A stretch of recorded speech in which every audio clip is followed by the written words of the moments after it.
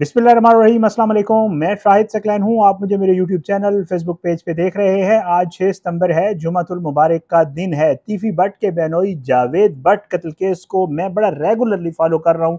कोशिश ये होती है कि ज़राए से या सहाफ़ी दोस्तों से जो भी चीज़ पता चलती है वो मैं आपके साथ ज़रूर शेयर करता हूँ। आज की इस वीडियो में सबसे अहम खबर आपको देने जा रहा हूँ और वो खबर ये है कि पुलिस ने अब ये फैसला किया है, जिसका जब मैं वीडियो कर रहा हूँ शायद लेटर भी लिख दिया गया हो, कि जावेद भट्ट के दोनों बेटों को जो है, जिसमें हमजा और हैदर है, उनको भी गिरफ्तार कर लिया जाए। ये क्या किया जा रहा है, ये ऐसा क्यों किया जा रहा है, इस मामले पे आज की इस वीडियो में मैं बात करूंगा।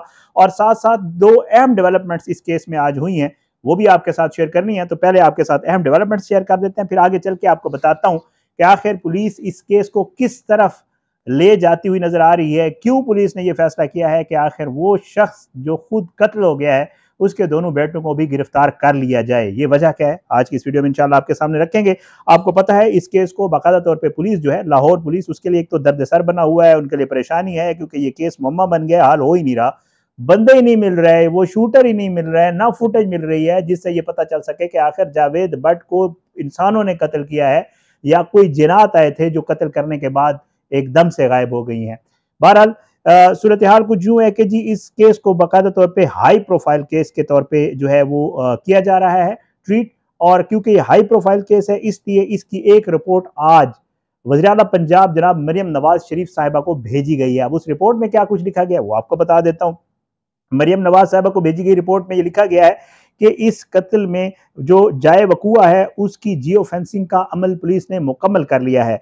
पुलिस ये लिखती है कि अहम शवाहिद जो है वो फोरेंसिक लैब को भेज दिए गए हैं। ये रिपोर्ट में से आपको सुना रहा हूँ।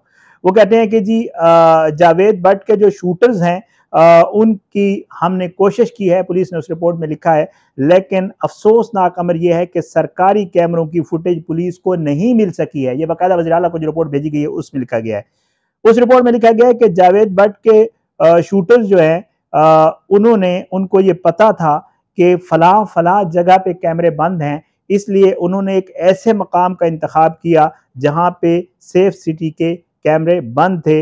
ये लिखा गया है इस रिपोर्ट में। इस रिपोर्ट में लिखा गया है कि मुलजिम जो है उन्होंने इकबाल टाउन से जावेद भट्ट का जो है वो ताकुब करना शुरू किया था।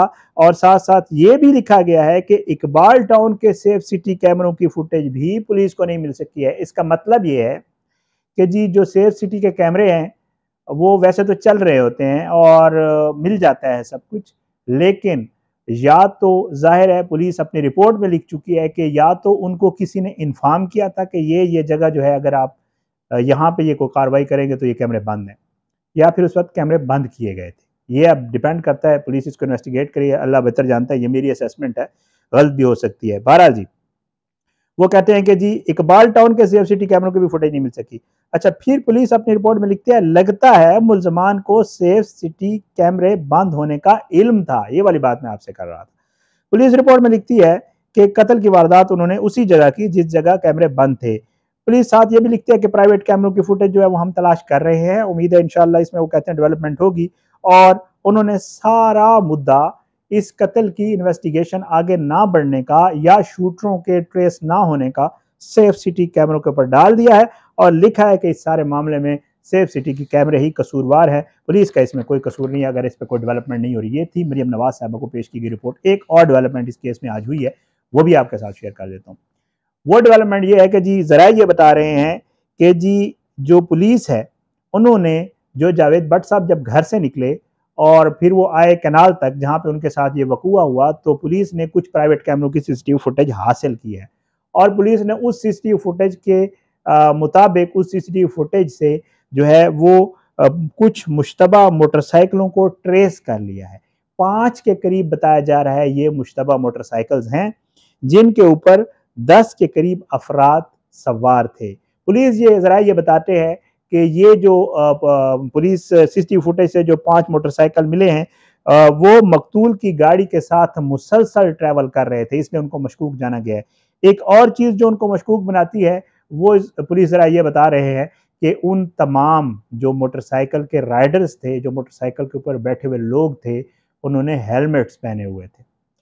पुलिस इन मोटरसाइकिलों के नंबर ट्रेस करने की कोशिश कर रही है। कोशिश ये कर रही है कि इन मोटरसाइकिलों के मालकान तक या उन मोटरसाइकिलों की जो भी सूरत हाल है डेटा उस तक पहुँचा जाए ताकि पता चल सके। और पुलिस कह रही है कि ये जो 5 जो है मशकूक बाइक्स थी ये सारी जो है उन्होंने कर लिया। और साथ साथ वो कहते हैं कि तस्वीर और इन मोटरसाइकिल का जो वो मामलात हैं वो तफ्तीशी टीमों के हवाले कर दिए गए हैं और इनका रिकॉर्ड भी हासिल किया जा रहा है। ये एक और डेवलपमेंट थी। अब आता हूँ असल खबर की तरफ जो उसके बेटे को गिरफ्तार करने वाली है।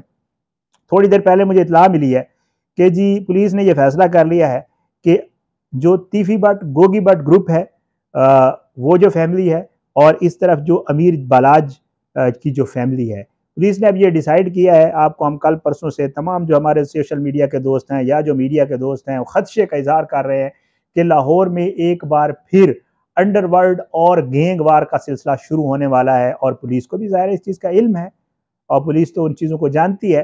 तो पुलिस ने एक फैसला किया। फैसला ये किया है कि इन दोनों ग्रुप्स के 10-10 अफराद को 3 MPO के तहत पुलिस गिरफ्तार करने जा रही है। उसमें कौन कौन शामिल है, नाम आपको बता देता हूँ जी। उसमें जी बताया यह जा रहा है, पहले जाते हैं भट्टों वाले ग्रुप पे, गोगी भट्ट और तीफी भट्ट। उनमें से जो ग्रुप में जिन लोगों को गिरफ्तार किया जाएगा उनमें गोगी भट्ट शामिल है, उसमें तीफी भट्ट शामिल है। ये दोनों तो गिरफ्तार होंगे नहीं क्योंकि पुलिस से पहले ही नहीं पकड़े गए। उसके बाद जी वो कहते हैं कि इसमें एक जावेद भट्ट नामी शख्स भी शामिल है और उसके अलावा जो नाम आए हैं वो हैं हमजा और हैदर। ये दोनों बेटे हैं जावेद भट्ट साहब के जिनका कत्ल हुआ है। उनके दोनों बेटों को भी 3 MPO के तहत जो है वो गिरफ्तार करके जेल भिजवाने का फैसला किया गया है। दूसरे ग्रुप के बंदे बता देता हूँ, उनके नाम भी आ गए हैं जी।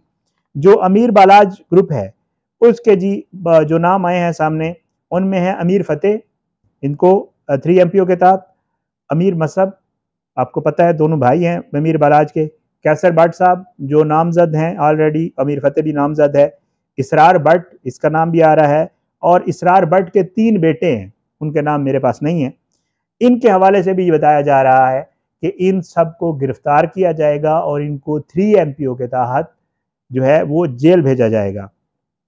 इस हवाले से ये भी इल्म में आया है कि DC साहब को, डिप्टी कमिश्नर साहब को लेटर भिजवाया जा रहा है और DC साहब के आर्डर मिलने के बाद इनको 3-3 माह के लिए, 3 माह के लिए मतलब 90 दिन के लिए 10 बंदे उधर से 10 बंदे उधर से जेल, ताकि ये बंद हो जाएं।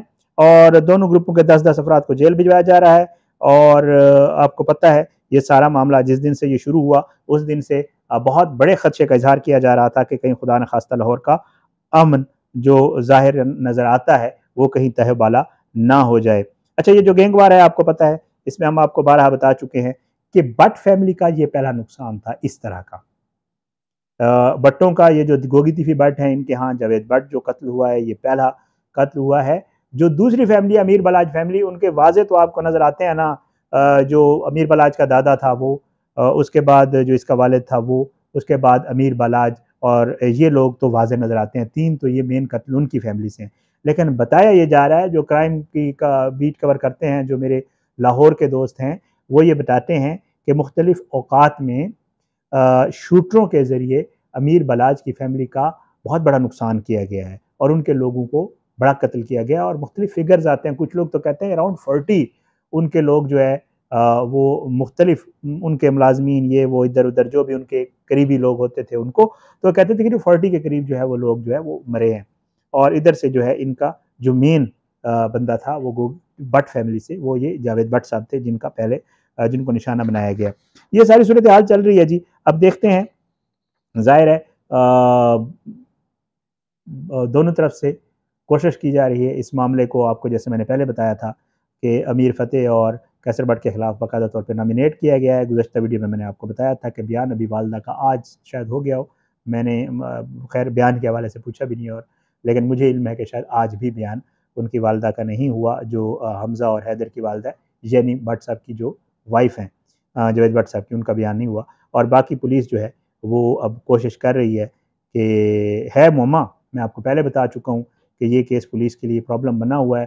पुलिस परेशान है, OCU परेशान है क्योंकि जो शूटर्स हैं वो ट्रेस नहीं हो रहे, अभी तक नहीं हो रहे। रिपोर्ट जो मैंने आपको बताई है मरीम नवाज साहबा को जो भिजवाई गई है उसमें भी वाज़ेह तौर पे है कि अभी तक शूटर ट्रेस नहीं हो रहे। तो इसका मतलब है कि अभी थोड़ा मुश्किल है मामला। देखते हैं, जियो फेंसिंग भी हो गई है, फुटेजेस भी ढूंढी जा रही हैं, मामलात को इधर उधर से सॉर्ट आउट करने की कोशिश की जा रही है। उम्मीद ये है अल्लाह करेगा मसला इसके कातिल जो हैं वो शूटर्स पकड़े जाएंगे। शूटर जब पकड़े जाएंगे तो वाज़ेह तौर पर बता देंगे कि उन्होंने किसके कहने पर ये सारा कुछ किया। शूटर तो किराए के होते हैं, बंदा जितने भी ये गैंग वार वाले होते हैं खुद तो मारने जाते नहीं हैं, किसी न किसी के थ्रू ही करवाते हैं। पहले तो यही मिसालें रही हैं।